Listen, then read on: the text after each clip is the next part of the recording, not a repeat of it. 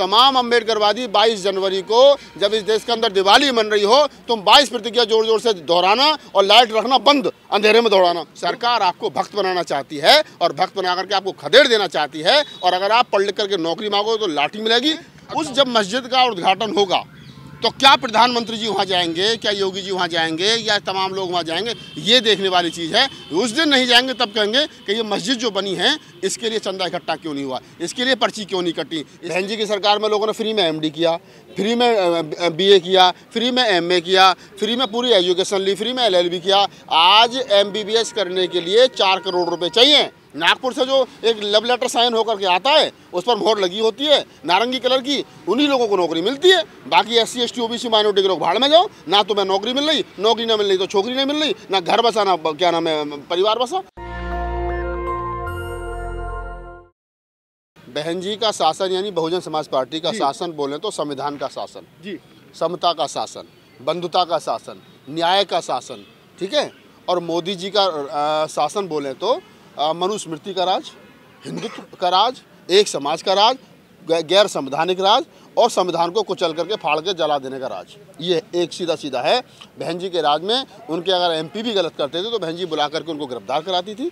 बहन जी ने अपने मिनिस्टर, अपने विधायक, अपने सांसद गिरफ्तार करा के पुलिस के हवालात में भर्ती किए। और यहाँ ब्रजभूषण शरण सिंह जैसा क्या नाम कुख्यात, जिस पर पहलवान बेटियों के शोषण का गंभीर आरोप लगा, उसको बचाने के लिए पूरी BJP उतरी आई। यहाँ बलात्कारियों को बचाया जा रहा है, यहाँ गलत काम करने वालों को बचाया जा रहा है, संविधान को जलाने वालों को बचाया जा रहा है, SC ST पर का नुकसान पहुँचाने वालों को बचाया जा रहा है, माइनॉरिटी के लोगों को नुकसान करने वालों को बचाया जा रहा है। और वहीं बस दूसरी तरफ बहुजन समाज पार्टी के राज में, बहन जी के राज में, चाहे बेटी हो चाहे अन्य आदमी हो, कमज़ोर और जो हाशिए पर पड़ा हुआ समाज था उसकी रक्षा की गई थी। बहन जी ने 23 जिले बनाए, 23 नगर पालिकाएँ, 23 SDM, 23 DM, 23 डिग्री कॉलेज उन्हीं जिलों में बनाए। ऐसे क्या मोदी ने, हमारे जो वर्तमान प्रधानमंत्री हैं, इन्होंने काम किया क्या? बहन जी की सरकार में लोगों ने फ्री में MBBS किया, SC ST के लोगों ने।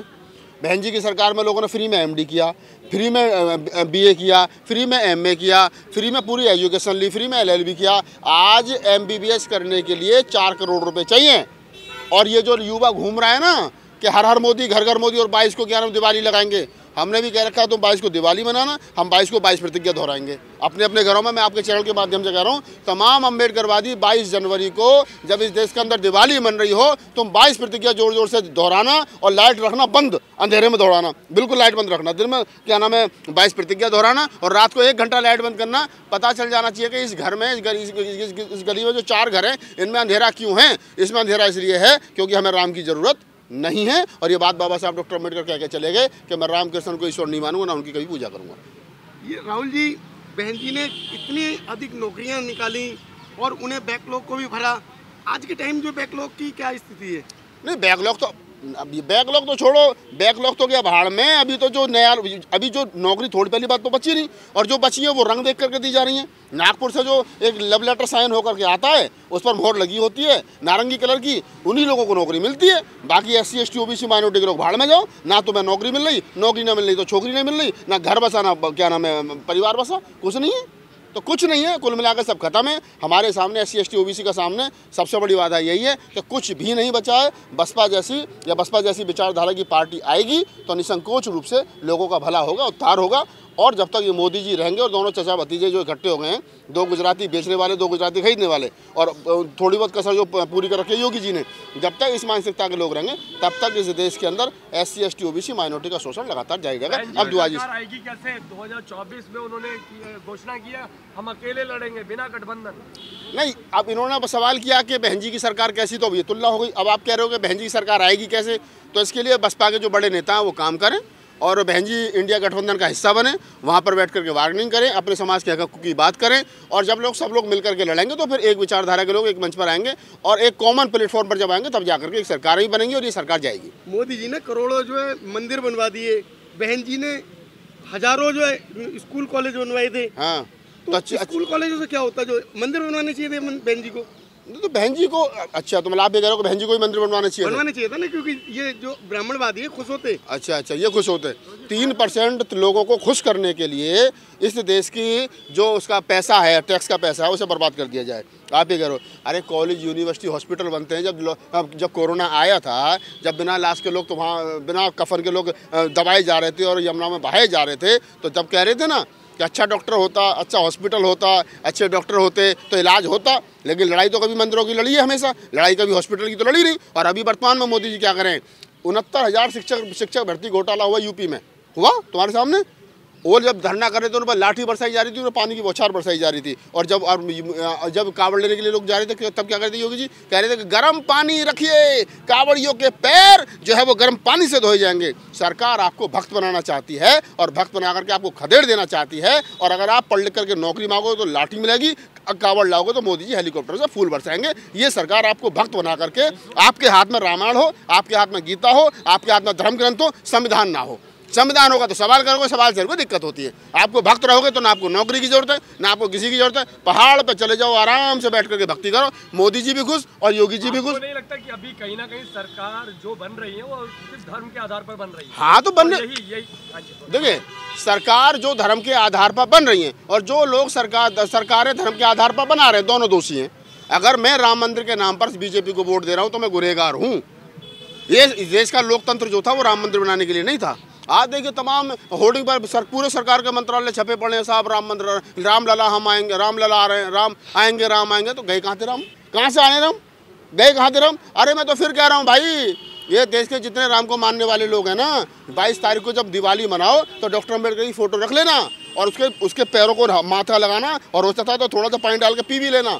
वो डॉक्टर अम्बेडकर के संविधान की वजह से, डॉक्टर अम्बेडकर की वजह से तुम्हारे राम का वजूद बचा, नहीं तो खतरे में था।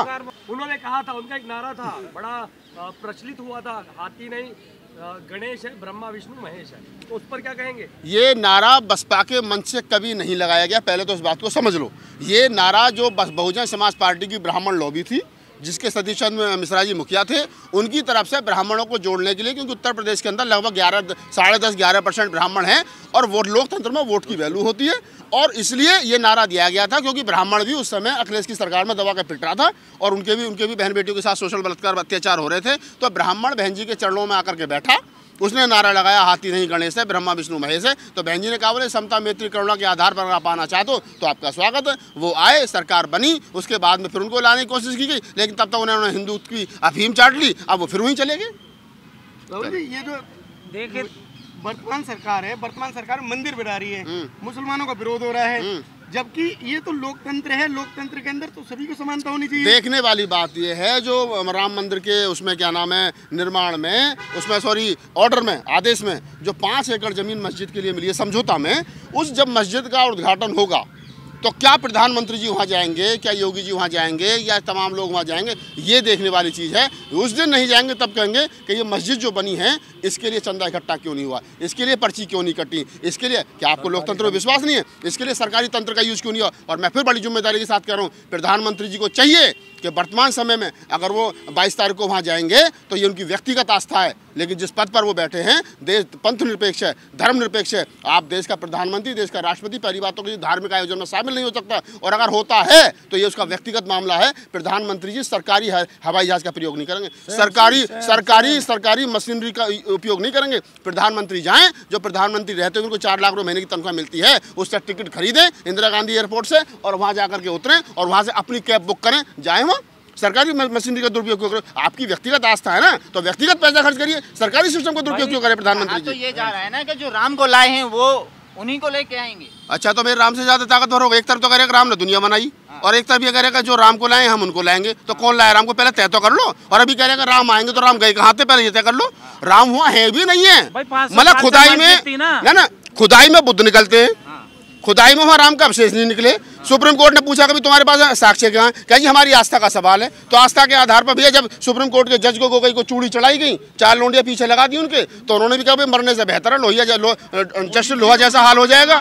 तो आप ये समझिए ना, क्या ये पेरियार साहब के जो 15 सवाल हैं उनमें एक सवाल ये भी है कि भगवान अगर है तो उस गधे को ये पता होना चाहिए था कि उसे मुझे पैदा नहीं करना चाहिए था, उसे पता है पैदा होने के बाद में तेरी इस्तेजी करेगा। तो भगवान नाम की कोई चीज़ नहीं है, ये कुछ चंट चालाक लोगों ने अपने फायदे के लिए बना रखी है। और अगर भगवान हो तो मुझसे आके मिले, मेरी बात करवाओ उससे। राहुल जी, ये बाबा साहब के पोस्टर फाड़े जाते हैं, लेकिन बाबा साहब की बदौलत ये राम मंदिर बन रहा है। नहीं तो अब ये तो वो भी जानते हैं। देखो पूस के महीना में हमारे पश्चिम उत्तर प्रदेश में कहते हैं पूस के महीने में ना शादी होती है ना कोई अच्छा काम होता है, ठीक है। चारों शंकराचार्य नाराज हैं, सारे हिंदू धर्म के मान्य जो प्रज्ञान पंडित है वो नाराज हैं। उसके बावजूद भी मोदी जी कह रहे हैं कि नहीं 22 तारीख को होगा तो प्राण प्रतिष्ठा होगी। तो आप समझिए पहले धर्म के अनुसार सरकारें चलती थी, अब सरकार के अनुसार धर्म चल रहा है, ये उल्टा हो गया। राहुल जी एक सवाल है कि राम भद्राचार्य का एक बयान आया है, जो राम को नहीं मानेगा वो चमार और नीची जाति का है, क्या कहेंगे? हमें खुशी है, हमें बेहद खुशी है। राम भद्राचार्य 4 बार स्टेटमेंट और दे इसी प्रकार की। जिन चमारों को पहले कहा जाता था कि 16% है 17% है टोटल आबादी में, अब इस देश का मुसलमान चमार, अब इस देश का सिख चमार, अब इस देश का कबीरपंथी चमार, नानकपंथी चमार, रैदासपंथी चमार, कम्युनिस्ट चमार और ये ईसाई चमार, हिंदू 3, 4, 5, 6% जो लोग हैं, नास्तिक और वास्तविक दोनों चमार। अब इस देश के अंदर चमारों की संख्या लगभग 90% हो गई है और हमें गर्व है कि प्रधानमंत्री जी, लोग कह रहे हैं कि ईवीएम का विरोध करो, मैं कहा ईवीएम का विरोध छोड़ो, एक काम प्रधानमंत्री जी कर दें, हाथ उठवा कर चुनाव कर ले, कभी हाथ उठा लो, वोटिंग की जरूरत ही नहीं। हम 90% है, 50-60% तो हाथ उठाए थे कि प्रधानमंत्री हम अपने आप बना लेंगे। ये सारा चुनाव का सिस्टम ही खत्म करो तुम। हम चमारे, हम गर्व से कहते हैं, हम चमारे, हम गर्व से कह रहे हैं। और हम राम को कतई नहीं मानते, और हम इसलिए नहीं मानते क्योंकि इस बात को बाबा साहब डॉक्टर अम्बेडकर पहले क्या करके गए हैं कि मैं राम कृष्ण को ईश्वर नहीं मानूंगा, ना उनकी पूजा करूंगा। मैं ब्रह्मा विष्णु को ईश्वर नहीं मानूंगा, ना उनकी पूजा करूंगा। मैं ब्राह्मण के हाथ से कोई कर्मकांड नहीं कराऊंगा। और ये 22 प्रतिज्ञा मोदी सरकार छाप करके बेच रही है, तो मैं मोदी सरकार का भी धन्यवाद करता हूँ और बाबा साहब का अनुयायी होने के नाते मैं बाबा साहब के बताए हुए रास्ते पर चल रहा हूँ, बस इतना सा काम कर रहा हूँ। एक तरफ तो हमारे प्रधानमंत्री जी कह रहे हैं हमारे पास पैसा नहीं है, दूसरी तरफ जो है अरबों रुपए लगा के मंदिर बनाए। अरे भाई प्रधानमंत्री जी मंदिर बनाएं, कुछ और बना लें यार, वो और जो उनको बनाना बना लो। देखो होता क्या है, उर्दू का शेर है कि तुमसे पहले जो एक शख्सियत तख्ता नसी था उसको भी अपने खुदा होने पर इतना ही यकीन था। ये लोग हैं 70 साल 60 साल कांग्रेस रही, इसी देश में नारा लगता था हमसे पहले कि India is Indira, Indira is India. वो विपक्ष में बैठने लायक नहीं रहे। आज ये हैं, ये कह रहे हैं हम 200 साल रहेंगे। भाई ये 10 साल रहे, 5 साल रहे, हो सकता है 24 में ही चले जाएँ, ठीक है। अति हर चीज़ की बुरी है, ये बुद्ध ने कहा मध्यम मार्ग ठीक रहता है। तो अति ये लोग कर रहे हैं। और जब कालखंड में ये देखो डिजिटल हिस्ट्री बन रही है, ये 100 साल के बाद ये वीडियो मिलेगा। मैं तो नहीं रहूँगा 100 साल के बाद में, तुम भी नहीं रहोगे, लेकिन लोग देखेंगे जब कालखंड में विश्लेषण होगा। अभी तो नहीं होगा ना मेरे ऊपर PhD, लेकिन जब कभी होगी 10 साल 20 साल 30 साल 50 साल के बाद में कोई साहित्यकार कहेगा तो लिखेगा यार, जब मोदी जी का इतिहास लिखेगा और गलती से एक पेज ज़्यादा पलट गया ना, एक पेज ही गलती से 27 से 28 पलट गया तो पता चला मोदी जी के साफ। तो ये कोई बहुत बड़ी बात नहीं है। इस देश के अंदर 2500 साल पहले बुद्ध थे, बुद्ध हैं, बुद्ध रहेंगे। कबीर थे, नानक थे, रैदास थे, फूले थे, साहू थे, अम्बेडकर, बाबा साहब डॉक्टर अम्बेडकर मरने के बाद भी बाबा साहब हैं, वो थे और हैं और रहेंगे। और जब मोदी जी गए थे ना 15 जनपद पर उद्घाटन करने बाबा साहब के मेमोरियल का, और जो जूता सर में लगा था बाबा साहब जो टांग पर टांग रख के बैठे, तब मोदी जी ने कहा था कि मैं चाहता हूँ कि जूता सबके सर में लगना चाहिए ताकि लोग संवैधानिक दायरे में रहें। तो मोदी जी भी जानते हैं, सब जानते हैं, लेकिन उनकी अपनी कुछ व्यक्तिगत मजबूरियां हैं, वो अपना काम करें, तुम अपना काम करो। नेशनल दस्तक की आपसे गुजारिश है कि अगर इसको बचाना चाहते हैं तो नेशनल दस्तक को सब्सक्राइब करने के लिए रेड कलर के सब्सक्राइब बटन को दबाएं, फिर बेल आइकन की घंटी दबाएं। नेशनल दस्तक को बचाने के लिए बहुत जरूरी है कि हर खबर को शेयर करें, लाइक करें, कमेंट जरूर करें।